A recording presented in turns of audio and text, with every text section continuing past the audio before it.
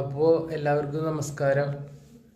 ഞാൻ വീണ്ടും വന്നേക്കാണ് നിങ്ങളെ വെറുപ്പിക്കാൻ വേണ്ടിയിട്ട്. ഇന്ന് ശ്രീകൃഷ്ണ ജയന്തിയാണ്.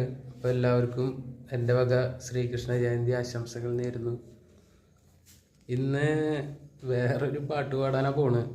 അപ്പോൾ നിങ്ങൾക്ക് പറ്റുന്നുണ്ടെങ്കിൽ ഒന്ന് ലൈക്ക് ഷെയറൊക്കെ അടിച്ച് എങ്ങനെയെങ്കിലും തന്നെ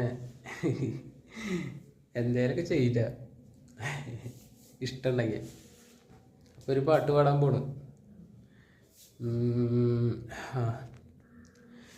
പൊന്നിൽ കുളിച്ചു നിന്ന ചന്ദ്രികാവസന്തം,